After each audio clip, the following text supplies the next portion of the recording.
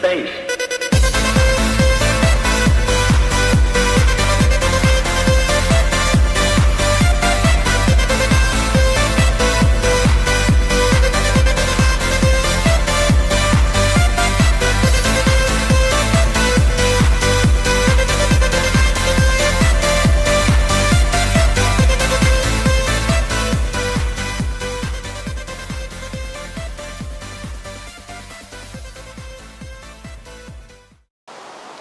We are on an epic journey, my friends.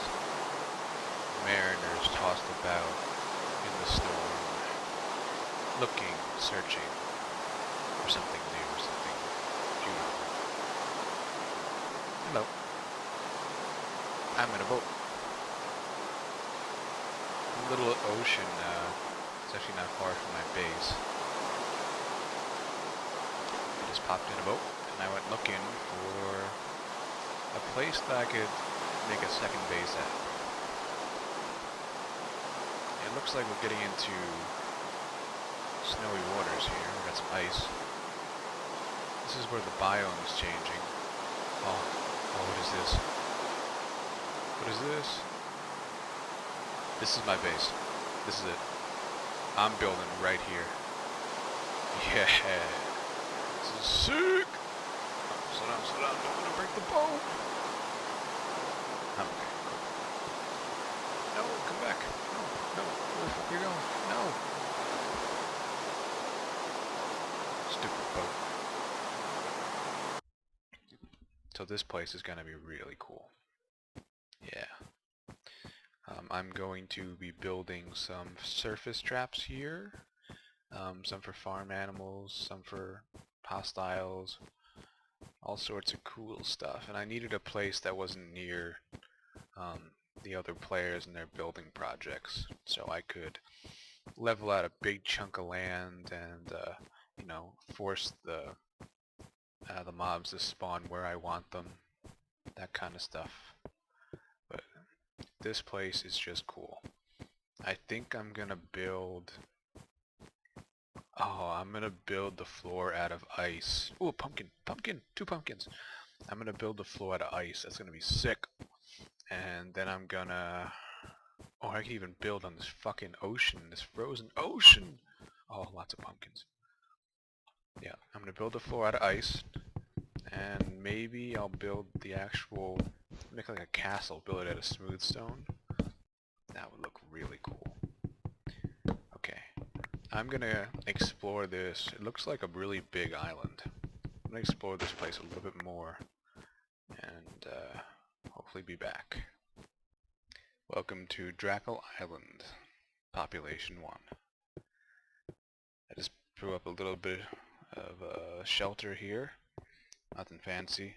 I'm gonna build myself a dock right here for boats.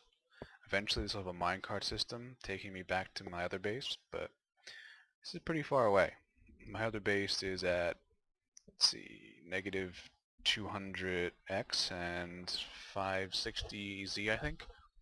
So it's going to be a really long minecart system, but it's definitely doable. I have enough iron and enough gold to do it. Let's see, let's go inside. It's built on ice, and I have to be really careful with torches because look what happens. You put a torch too close to the ground. So I put them in little recessed areas. I think that'll be fine. I think I'll put a skylight here. This isn't going to be my base. This is going to be like a boathouse kind of thing. Because the dock's going to be here. And look at that beautiful sunrise. This place just looks cool, period. I mean, this thing is just epic. This whole island area just looks so cool. So this is the epic minecart track. This track connects my snow base to my main base. And oh my god, it didn't take that long to build actually, now that I think about it. But it took about 800 blocks of stone, 3 stacks of torches to light this up. Yeah, it's a long walk back now that I have it finished. I didn't do it in a straight line or a straight line then a curve. I like to minimize the amount of iron and materials I need for the tracks, so I actually take the two coordinates of my main base and this base, and I plotted a line in Excel, and then I calculated the slope of that line, and I figured out that it was, for every x coordinate, it was, let's see, half a y coordinate. So I built this in sections of 10 towards z, then 20x and 10z, etc.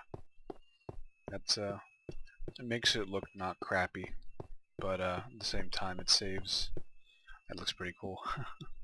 It saves iron and gold for tracks instead of making it just straight away and then one giant straightaway in the other direction. Just lay in the minecart tracks. So I'm counting.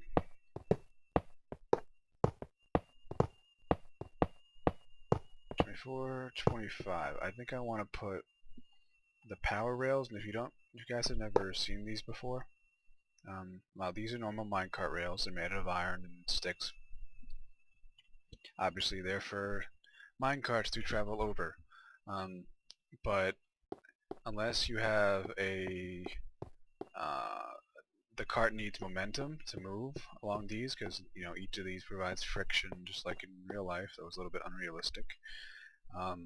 So I mean, if you have the straightaway track and you push the cart, it's only going to go so far, and then it will stop. Before the patch where they introduced powered rails, what people would do, they would build minecart boosters, or they would have like roller coasters. They basically use gravity like this to make it go. But now we have these things called power rails, and they're made out of gold, and that says, oh wow, it's like gold is really rare. Wow, I don't think I'm going to have enough of that. Well, don't worry, because you're not going to use gold for like anything else besides this. I can't think of any other reason besides building the clock item, tell what time it is, but you can just look at the fucking lunar sun. Really? Only that helpful when you're underground, I guess. Anyway, so I'm going to space them about every 25 rails. I think the wiki says you can go up to 30 or 35 without loss of speed, getting down from the maximum speed. But I'd like to play it safe because this isn't really straight. This is kind of curvy. So, and these rails need to be excuse me, these rails need to be powered. Get rid of these bones. Look at all the tracks I have. That's ridiculous. Damn it. Alright, get rid of these bones. And I'm going to use levers to power them instead of redstone torches, because I don't want to waste the redstone. Make a bunch of levers. Okay. And I'm just going to do this, and bang, done. I'm going to put those every 25 spots, and this is going to take a while. So, I have it set up like this. I'm sure there's 100 other ways to do this, but this is the way I like to do it.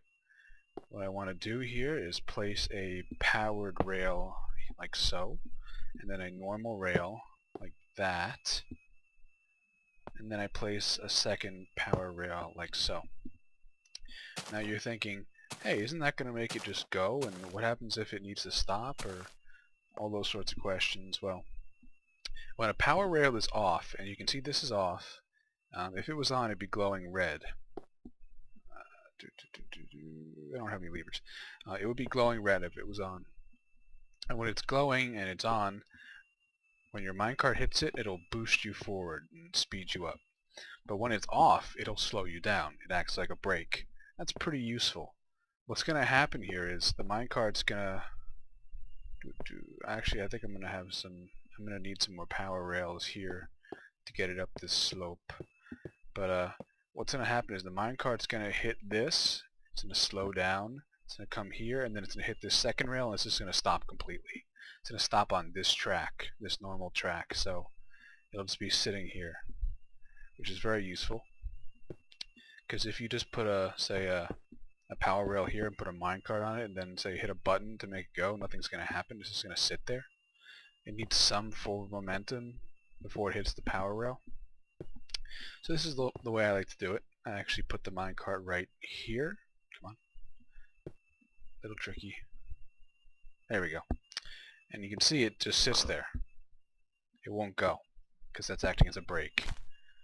Now what we do, and I want to make sure I can use a button. I want to make sure I can reach it, so I want to put it 2 blocks away, I think. And it has to be high enough so I can reach when I'm in, I'm in the cart. Oh, I just destroyed my minecart. Well, that's not good. Let's try that again. No, see, it's not quite what I need. I think I need it to be higher. Little trial and error here. Always a part of these systems. My button back. It might need to be this high.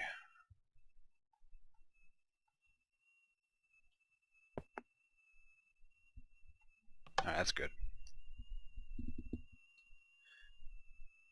And now we need to wire it so it hits this track. Okay. Couple ways you could do this. You could probably use that vertical torch trick, but it's easier just to do this. And now this. I think this needs to be like this.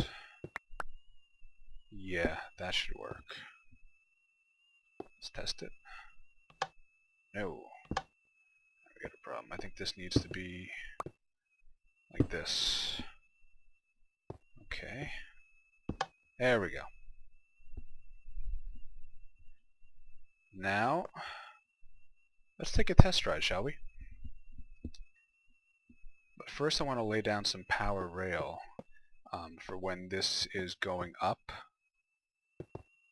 So I want to lay it down over here. I'm going to need a boost to get up this one and then up that one. So I want to lay down 3 tracks, and if you put 3 tracks in a row of power rail, that'll boost your minecart to full speed. Just so you know. And you don't have to put them in a row. You can even space them a little bit if you want. But I might as well do this. And I need to power all 3 of these. Oops, didn't mean to do that. Come on. I have a macro that makes my sneak sticky, which I'll show you guys that macro in one of these episodes. Probably in, I want to do a whole episode on tips and tricks. By the time you see this I might have already done it, but we'll see. Now I want to make some levers. 1, 2, 3. And the reason I'm using levers and not redstone torches, like I said before, so I don't want to waste the redstone. Actually, I think I can just use 1 lever for all 3 of these, yeah. Cool. Also, another cool thing about power rails, if they're adjacent to each other like these are, they'll transfer power from a single input. So this lever, for instance, you would think you would need 3 levers, but only 1. Pretty cool, but if I put this, say, over here, that's not powered. Even if I put it here, not powered. So it has to be adjacent to the power source, or the tracks to be adjacent to each other. Okay. Oh, I want that one to be powered. Okie dokie, that should work. Now, you want to go on a ride? Yeah? Want to go on a minecart ride? Yeah? Yeah? Alright, let's go. I think I have the station set up at the other end. I can't remember. I don't think I have a button though. So we'll do that when we get there. And also you want to build a little frame around this. So sometimes when you destroy the minecart, it just falls off the side. You have to run down and get it. But that's okay. Now here, and when I press this button, it's going to power that track. And when that track is powered, since we're like falling onto it right now, we're bumping up against it, but we're not moving because it's off. When I hit this button, it's going to be powered, so it's gonna shoot us out. Like so. Boom. And here we go. Whee! And with multiplayer, you have a little bit of lag, so sometimes it's going to seem like I'm slowing down when I'm actually not.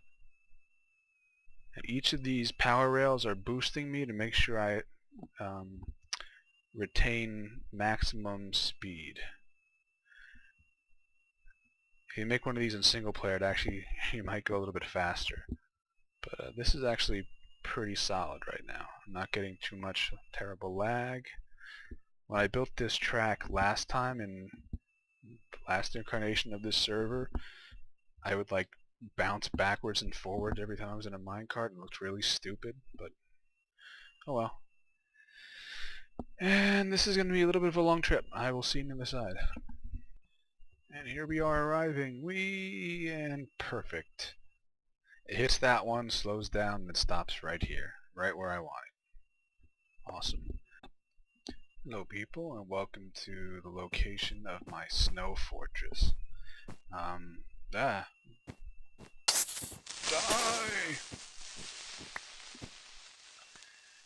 Anyway, we dug a mine shaft near the boathouse. Getting that sorted, found a lot of good stuff. This is a pretty cool land feature that I found. I think I showed it to you in a previous episode, or previous video maybe. It's like a hidden valley on this island. And I told you I was going to make my fortress out of snow. I've laid the foundations for at least this room. It's probably going to come back here. And I want to make the floor ice. Well, there's no ice here, so I have to make ice. And it's not as hard as I thought. Basically, you just got to pour water in. And it's kind of like the same principle of making a, infinite spawning pool. Like, these are 2 source blocks here. There. And then we have source water blocks that just pop up. Like that. It'll take a while, but it will freeze over eventually.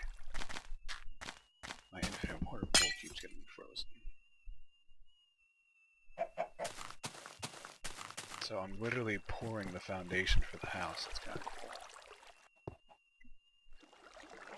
So I'm going to work on this for a while. Get this set up. I have the minecart system. Yeah. Hello people. Here we are on a deserted snowy island, watching a beautiful sunset. Been working on my base, and you might notice that the area I chose for my base, that was filling in the floor with ice and whatnot, seems to be missing. Why would this be missing? I could have sworn I was building it over here. Man, where'd it go? That's really weird, guys. My base seems to have disappeared. Huh. But wait a minute. Wait a minute. This waterfall wasn't here yesterday. What's going on here? What is going on? What? What's this? A lever? Oh, could this be? Could this be a secret entrance? It is. Welcome to the Fortress of Solitude. Yeah, looks real nice, right? I'm gonna fill this place up with some chests and various things. It's made completely out of snow. I had to put the torches 3 blocks up so they wouldn't melt the ice, because that would suck. And I couldn't put the bed on the ice, so I had to do that.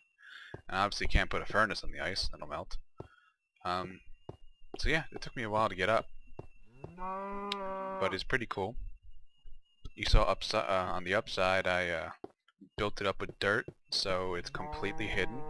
Even if you dig down, you're not going to find it for about 2 or 3 blocks. That's pretty cool.